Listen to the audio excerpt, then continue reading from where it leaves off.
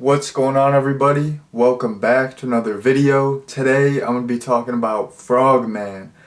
So this was the first time watch for me. I just randomly came across this movie on Tubi, and I watched the trailer. I thought, hey, this kind of seems like it's up my alley, and I was looking for something short to watch. This is like an hour and 20 minutes, so there you go. It was just, all these factors came together. It was a perfect culmination, and that led me to check out this movie Frogman. And what do I think of Frogman? I thought this movie was legit. I was very pleasantly surprised. I had a great time with it. So for people who are unfamiliar with this movie, it's a found footage cryptid movie. The cryptid that this movie is based off of is called, in some cases it is called the Frogman, or it's called the Loveland Frog, or the Loveland Frogman. That is the cryptid that this movie is based on. And like I said, it's also a found footage style movie, and it's in addition to being found footage, it's like the whole aesthetic is this VHS aesthetic, because the main character uses the same camcorder that he was using in 1999. So it has like the shaky cam that we know and love from found footage, but it also has that kind of grimy VHS aesthetic. So yeah, that is some important info for people who are unfamiliar with this movie. But anyways, jumping into a plot summary. The movie focuses on this guy Dallas, and when he was 12 years old in 1999, he encountered the Frogman, and he took some footage of the Frogman, but everyone, thinks this footage is fake. They think it's BS, and then 20 years later, he gets together, him and two friends, they get together, and it's mainly his decision, but yeah, like they decide to go to the same spot where he initially saw the Frogman in order to, film it once again and prove to the world that the Frogman is real. So that's the basic plot summary. Something that I thought was interesting, and something that I liked about this movie is that it's like centered around a lesser known cryptid. I'm a sucker for cryptid movies. Of course you got the big boys, you got Bigfoot, the Loch Ness Monster. I don't even really know about any Loch Ness Monster movies, but like there's so many Bigfoot movies, and that's cool. Like Bigfoot movies rule, but like there's like trillions, just infinite Bigfoot movies. A Bigfoot movie comes out every second. That's like a real statistic, but it's actually not. I'm joking. But anyways, like, there's so many Bigfoot movies. You got a couple Chupacabra movies. You got some couple Jersey Devil movies. You got some Wendigo movies. A couple Mothman movies. There's some other movies centered around more popular cryptids, but yeah, like the Loveland Frog or the Loveland Frogman, I didn't even know about it before checking out this movie. It's a way lesser known cryptid, and I'm pretty sure this is like the first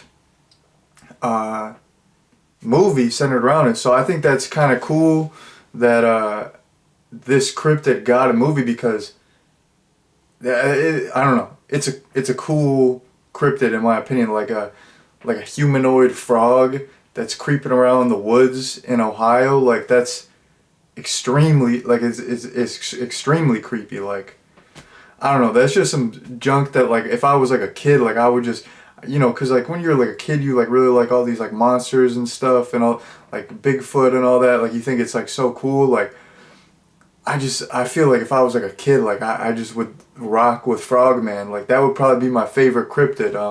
But I mean, nowadays, as an adult, you can't make me choose between different cryptids. Like, I don't discriminate out here. I like them all. Like, I used to be obsessed with the chupacabra when I was a kid. I would just be talking about the chupacabra like on repeat. I would just always like look up photos. Like, I was like, the chupacabra, the chupacabra. Like, there was a whole phase. I had a whole chupacabra phase, but we're not gonna get into that. No, I'm just kidding. But I really did.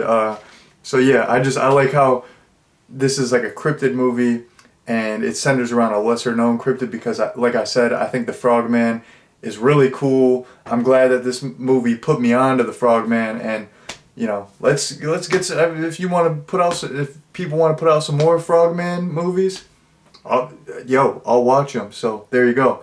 I like the VHS aesthetic. I'm a sucker for VHS aesthetics, I guess. Like, like a lot of like the underground rap videos, like all like the, like OG like Black Cray videos and other videos, like quite a few underground rappers do that VHS aesthetic. Even like big like mainstream rappers do that too. But yeah, I always like the rap videos that do the VHS aesthetic.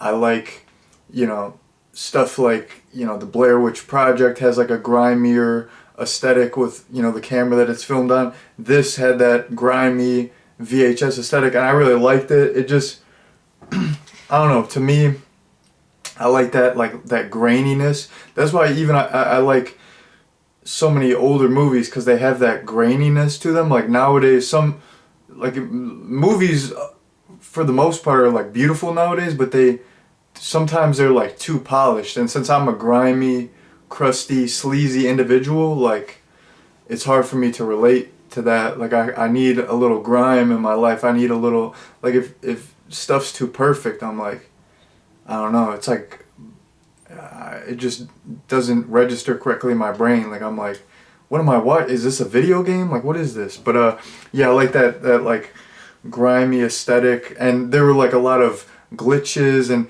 with like VHS, the color is kind of distorted. So yeah, we had all that, and I thought it looked really cool, and it just, I don't know, like it kind of went well with the tone of the movie. Like, it's already found footage shaky cam, like you might as well just have some grimy camcorder from 1999, so it really looks like it's just some DIY type stuff, and yeah, it's like, I'm pretty sure I already mentioned this, but like it's set in present day, but the character, he just wants to use the same camcorder that he initially used in 1999, because it's like a kind of like a sentimental symbolic type thing. Like, I'm going to use the same camera that I used when I first saw it. So there you go.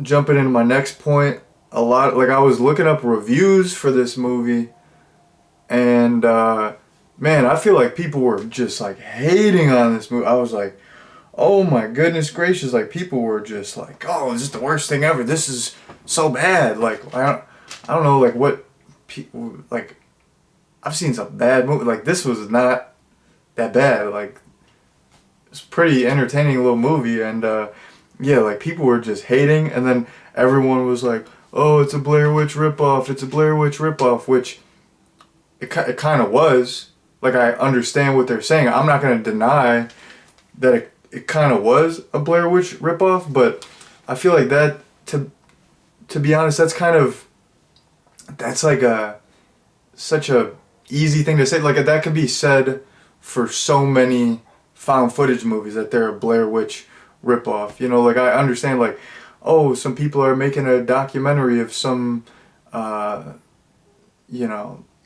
legend, and stuff starts happening, and it's got that grimy aesthetic. Like, yeah, it kind of does take a lot from the Blair Witch Project, but I feel like it does enough of it. Like brings, I feel like it brings like a lot of new stuff to the table. So it's, I think, okay, so me, I'm a fan of the Blair Witch Project, so sometimes it's like you want to get more of stuff that you already like, and you don't want to I don't want to rewatch the Blair Witch Project a trillion times. Like, I want to watch new stuff. So it's like this gives me like a similar feeling that I would get watching the Blair Witch Project, but it's different. And something that I think is like really different about this that sets it apart from the Blair Witch Project is in the Blair Witch Project you don't really see anything, and that's why the movie works so well. Like it's like it makes it so creepy. It's that theater of the mind, you know, like that. The first time I saw the Blair Witch Project, it freaks me out. This movie, you actually do get to see some stuff. Like the third act was just balls out crazy. They go in this like creepy, decrepit cave and just shit goes down. And you know, for the Blair Witch Project, that would not work, but for this movie, it worked. And I like the third act was just nuts. Like it was just insane, and it was creepy, and there was just like so many reveals and stuff that I didn't anticipate. So I feel like, yeah, this movie is similar to the Blair Witch Project, but I feel like it does enough different that, you know, it's not a big deal for me personally. And yeah, I just wanted to mention that like you get to see quite a bit of stuff in this movie. If you think like it's one of those movies where just nothing happens, like you get to see some stuff. Just wait for the third act. I loved the third act in this. I thought it was just insane in the membrane. You know, like this junk was crazy. And I mean, I'm gonna be straight up honest, like on some compare and contrast type stuff. Like another cryptid found footage horror movie is Willow Creek. I watched that. I wasn't really a fan of Willow Creek. People might think I'm nuts for saying this because like I feel like people like that movie and they hate on this movie. But if you like put a gun to my head and you're like, what do you want to watch, Frogman or Willow Creek? I'm picking Frogman every day of the week. Like I don't know. I just thought this was an entertaining movie. It was good. I wasn't bored. There wasn't anything like that I thought was wrong with it. I thought it was cool. So I don't know. Maybe I'm the only person. I can't call it. And then last point that I want to get into, I liked the main character, like his motivation, like, you know, because he was kind of looked at as like a joke, and he wanted to like prove everyone wrong, basically. Like, no, like this creature is real. I'm not crazy, blah blah blah. But like, I liked his motivation, but I liked also the lengths that he went to reach his goal. Like, I mean, he kind of went to, like the stuff that he did was kind of, it was kind of, like he was kind of so obsessed and so laser focused on his goal, and he had like tunnel vision to the extent where he was putting himself and others in danger. Like, I didn't like the fact that he was putting himself and others in danger, but it was like, I just liked that aspect of his character, that he was just so obsessed. Like, he was just so crazy about this. Like, no one else cared about this. Like, everyone just like dismissed him, and he's like, no, this is real. I know this. I have to prove this. I have to show the world.